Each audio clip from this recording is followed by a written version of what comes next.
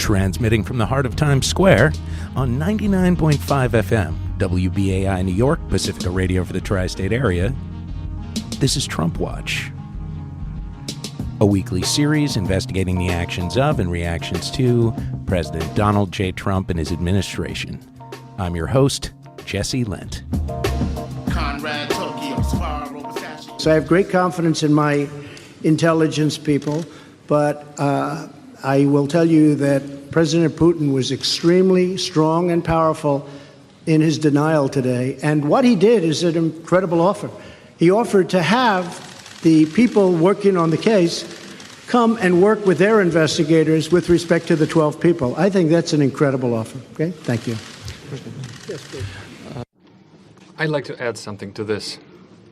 After all, I was an intelligence officer myself. And I do know how dossiers are made up. Just a second. That's the first thing. Now the second thing. I believe that Russia is a democratic state, and I hope you're not denying this right to your own country. You're not denying that United States is a democracy. Do you believe United States is a democracy?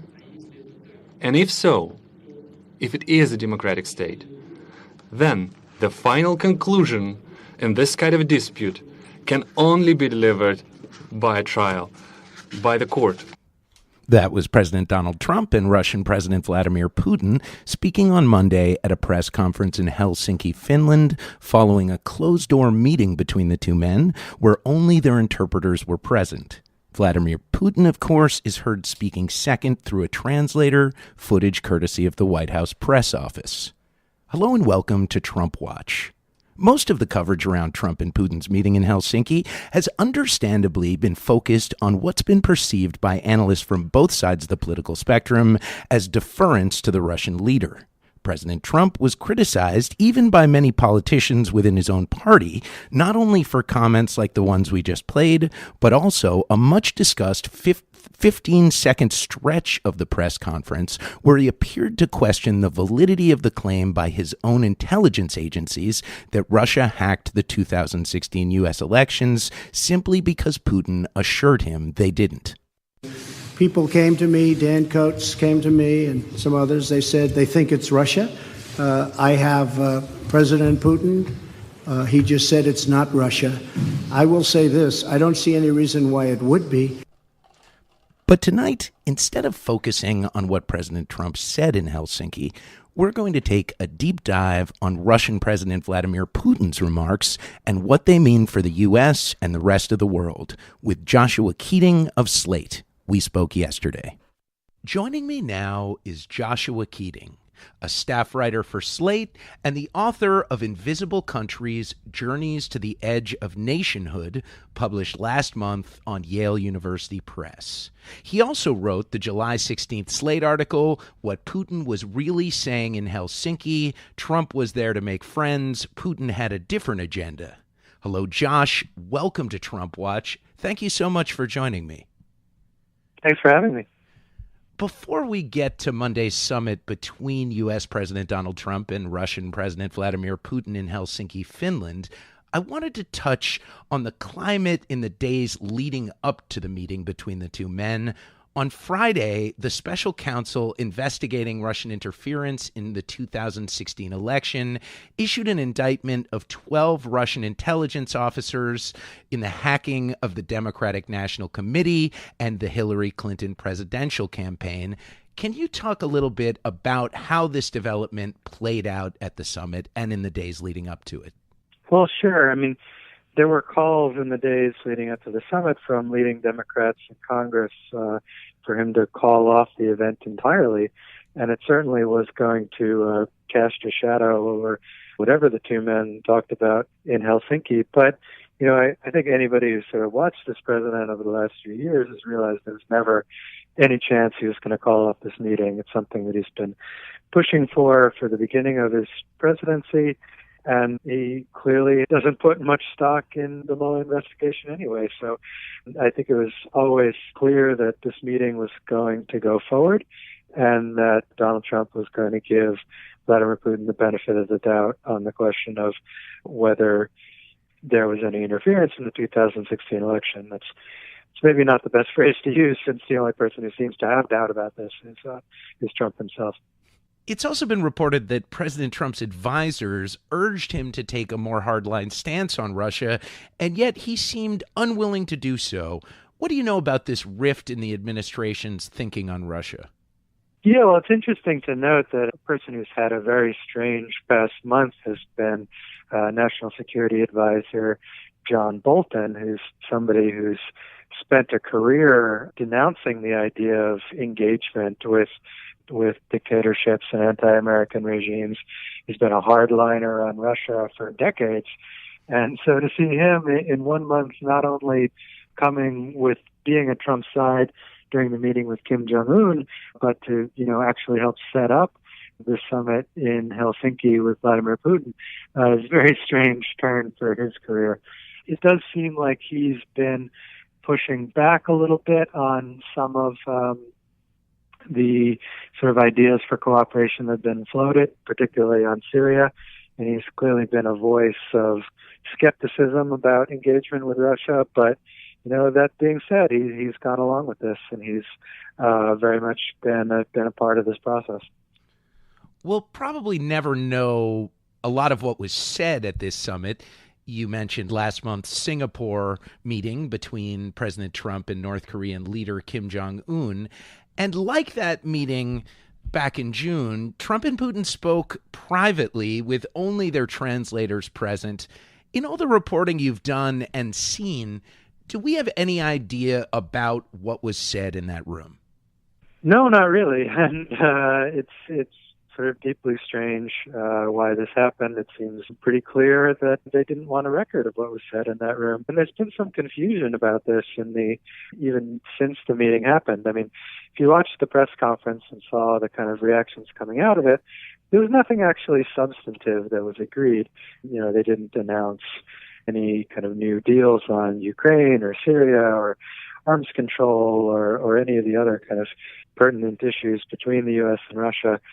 But, then you have the Russian Ministry of Defense coming out this morning with a sort of cryptic statement saying that they're prepared to implement the agreement made between the two countries. And no one's quite exactly clear what that agreement is. Does this just mean that they're speaking loosely about the kind of general climate of cooperation that came out of the meeting, or was there actually something substantive that was put forward? And you can kind of get from drips and drabs of what they said, which I wrote about in my piece, some idea of what they talked about. But we may never know the kind of full extent of this conversation. Right. One piece of this you reported on in your July 16th Slate article was that, quote, ahead of the Helsinki summit, there had been speculation that Putin and Trump could announce a deal that would see the withdrawal of U.S. troops from Syria and an end to the effort to unseat President Bashar al-Assad in exchange for Russian guarantees to limit the Iranian presence near the Syrian border with Israel. But that didn't end up happening, or did it? Do we have any sense if the deal that Putin is referencing has anything to do with this deal that you thought, or many observers like yourself thought, might be coming? Yeah, well, it's worth noting that Putin had a pretty busy week in the lead up to the summit. He met with Israeli Prime Minister Benjamin Netanyahu. He met with a top advisor to the Supreme Leader of Iran, and also with French President Emmanuel Macron when he was in town for the World Cup. And all these decisions sort of focused on the endgame in Syria, as the Russian-allied Syrian regime has been kind of pursuing a kind of final offensive against the Syrian rebels in the province of Daraa. And the kind of contours of the deal that we're seeing take place, particularly from the Netanyahu meeting, would see a kind of end to, or at least a formal end, since it's kind of been clear this has been happening for a while, an end to the international efforts to unseat Assad, and perhaps even the withdrawal of U.S. troops, which President Trump has said he'd like to see. And, this is clearly something that's going to be seen as very beneficial to Russia and very beneficial to Iran, which has a very significant troop presence in Syria. And, it seems like in order for Trump to be able to sign on to this deal or sell it, after all the sort of hawkish things he said about Iran, was to get Israel's buy-in. And it was telling to me, at least, that Putin, in his opening remarks, mentioned the fact that in the context of their discussion on Syria, they had talked about Israel's security. And later on, when Trump was asked a question by a reporter about what, if anything, they had agreed on Syria, he kind of unprompted started talking about Israel, which leads me to suspect that there was some kind of discussion of this idea, which would see a kind of acceptance of Assad staying in power in exchange for some guarantees that Iranian regime forces are kept away from the border with Israel, which would make this kind of a non-starter for the Israelis and probably in Washington as well. Speaking of Washington, to back up for a minute, by this point, even casual observers of politics have got to know that this president is very reluctant to speak out against whether it be Russian interference in the election or Russian actions around the world. And yet, as reported, as we discussed before, members of his administration continue to tell him to pull back, to be more confrontational with Putin. I realize you're not a White House reporter, but do you have any sense of who these factions are and why they're pushing Trump in this position when it's clear that the boss doesn't appear to want to go there? Well, I think it's been clear for a while that the only real pro-Russian member of the Trump administration is Trump himself. Obviously, this was a point of contention between him and H.R. McMaster and Rex Tillerson, who are no longer in the administration, and Secretary of Defense Mattis, who, according to reporting, has been kind of pushed out of the inner circle. And, Mike Pompeo and John Bolton are not exactly, pro-Russia figures. These are very hawkish guys he's brought in. So, I don't think that there's really at least since maybe Steve Bannon left the White House, there hasn't been a real kind of pro-Putin faction. But this president, for whatever reason, has kind of dug in on this issue, on wanting to improve ties with Putin. And, whether that's because there's some kind of compromising information on him, which was brought up at the press conference, or whether it's just that he doesn't like the idea that people think Russia got him the election, and he's sort of reacting against that. This is clearly a personal one for him, and this idea of getting along, as he always puts it, with Putin is something that he sees as a major priority, and a priority in and of itself. Well, what's sort of striking is the degree to which getting along with Putin is the object for him, rather than sort of using his relationship to accomplish any foreign policy objectives, which it's hard to say that he's done so far. I'm speaking with Joshua Keating, a staff writer for Slate. He wrote the July 16th article, What Putin Was Really Saying in Helsinki. You're listening to TrumpWatch. My name is Jesse Lent. Joshua Keating, as you write in the opening of your Slate article, while most of the commentary about Monday's bizarre press conference in Helsinki rightly focuses on President Trump's smirking, obsequious performance, it's worth looking closely at Vladimir Putin's remarks as well. Let's get into this. What were some of the most obvious contrasts between the two presidents in Helsinki? Well, one is that Putin didn't seem to exhibit any of the eagerness to please that Trump did. While Trump has, given numerous opportunities, has, failed to ever criticize Putin for almost anything, and almost never criticizes Russia. Putin, in his opening remarks, made a point of criticizing the U.S. withdrawal from the Iran nuclear deal, which he has to know, what a kind of the importance that Trump places on that, and how kind of proud he is of doing that. So it's striking to hear him mention that. Putin also kind of suggested that the U.S. could do more to push the government of Ukraine to observe the ceasefire in eastern Ukraine between the government and Russian-supported separatist rebels. It's notable Trump didn't even mention Ukraine anywhere in his remarks, and certainly didn't mention Russian support for those separatists or accuse Russia of violating the ceasefire, which, it should be noted, Trump's own ambassador to the UN, Nikki Haley, did just a few weeks ago.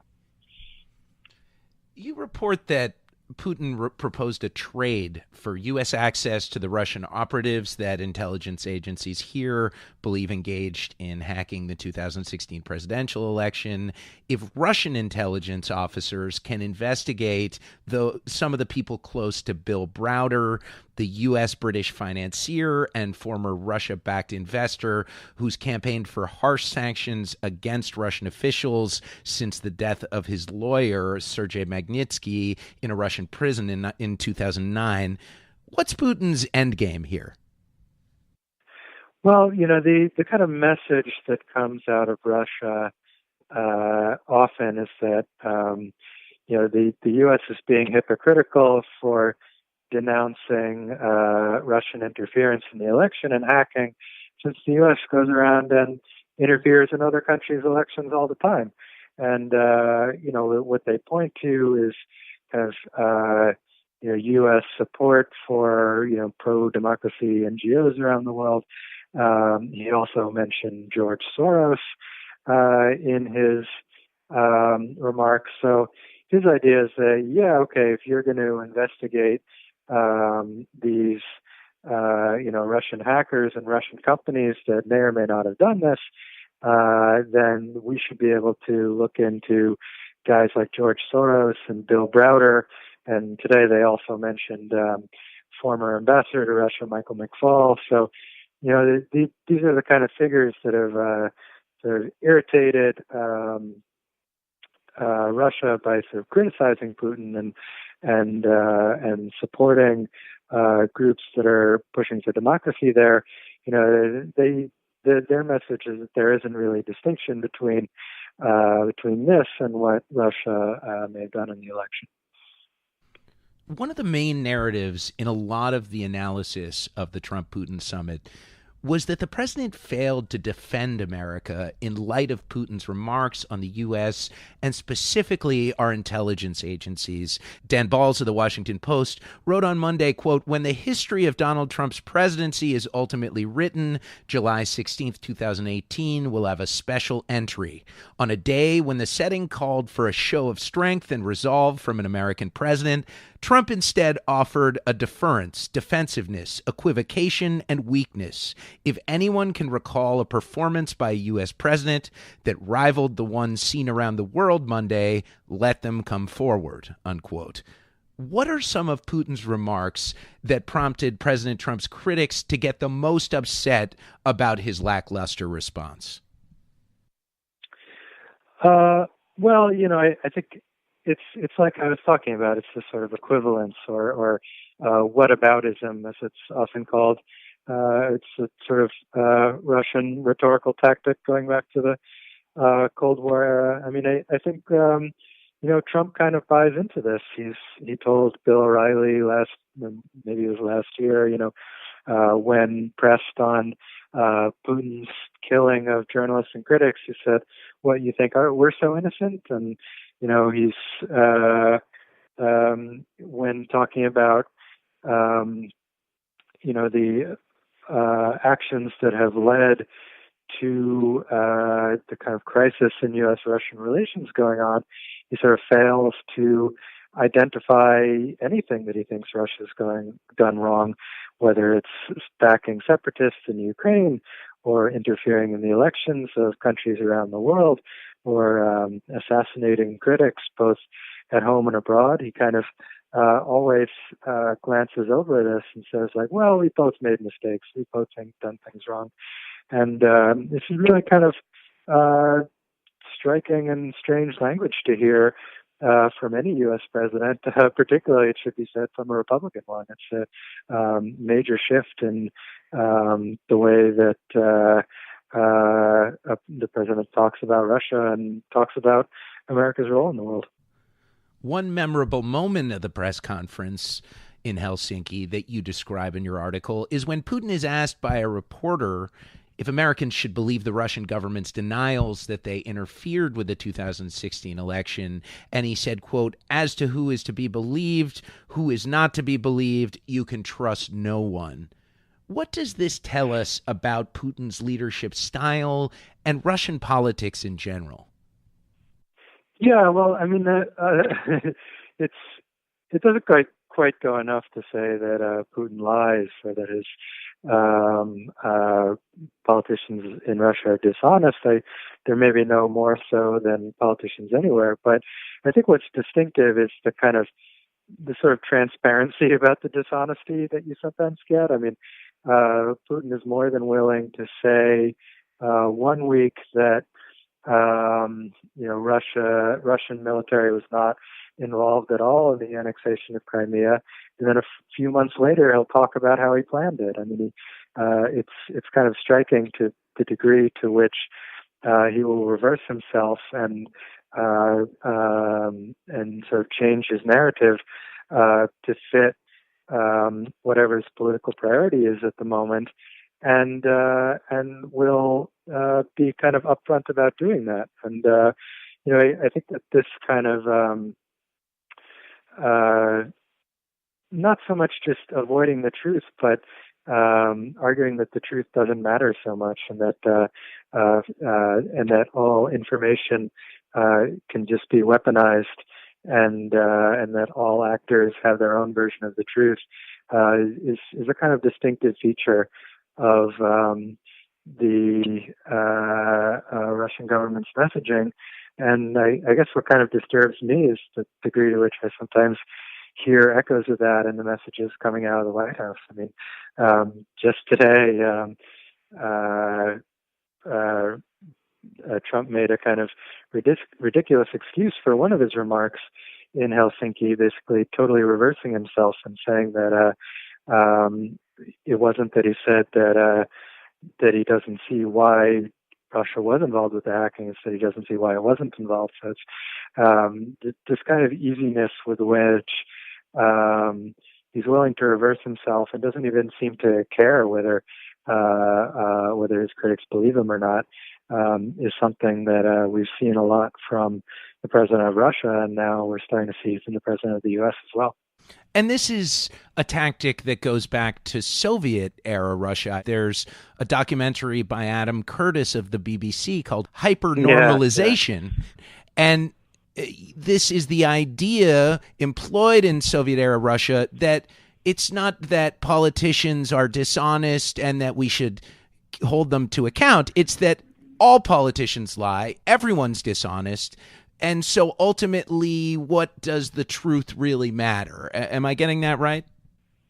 Yeah, it's been a while since I saw the film, but I think that's the sense of the argument it's making. And another term that's often used in talking about Russia is political technology, which is the idea of it goes a little beyond spin as we normally think of it. I mean, obviously, all politicians in all countries push their narratives and sometimes bend the truth a little bit to push those narratives.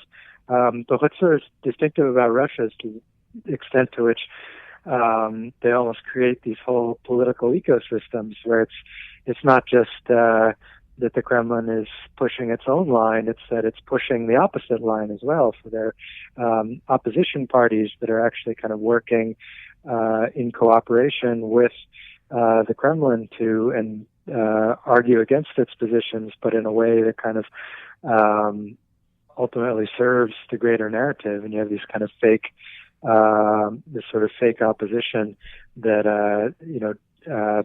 takes air away from the real opposition, which is kind of prevented from accessing the mass media or entering the mainstream political conversation at all. So it's I think if we see what some of the indictments have said about how Russia interfered in the last election. It's, they were sort of, at the same time they were supporting Trump, they were sort of pushing sort of left-wing narratives as well, and talking about groups, whether it's the Jill Stein campaign or groups they would in some cities support pro and anti-gun rallies at the same time. So I think that there are sort of echoes of how Russian politics has evolved in the last few decades, in how they tried to export this to our political system, and it's all pretty disturbing if you kind of believe that at a certain point facts do still matter and there is some kind of objective truth. A lot has been made about why President Trump refuses to criticize Vladimir Putin. Do you have your own theory? Well, I don't know. I mean, I think it's the evidence of Russian interference in the election is pretty clear.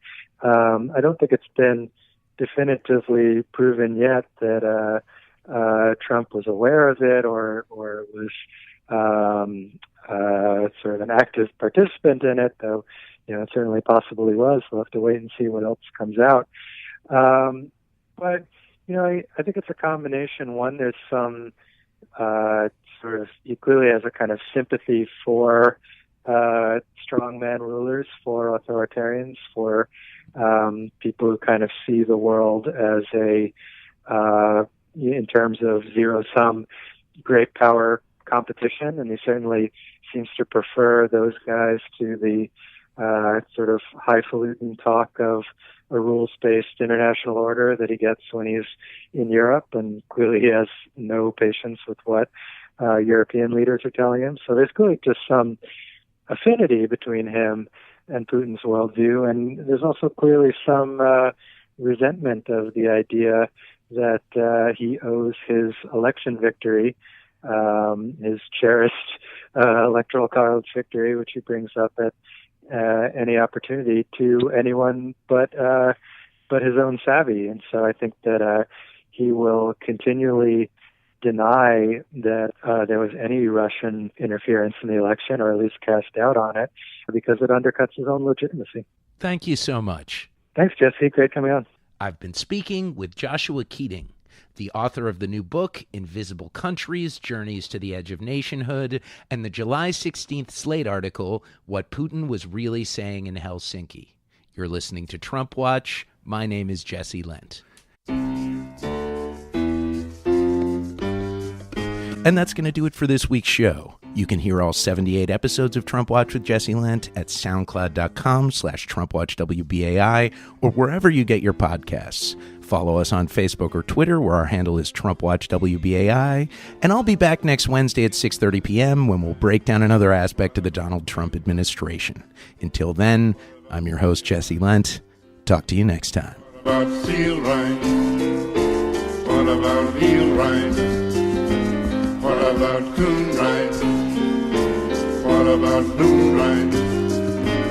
What about ant rights? What about moose rights? What about goose rights?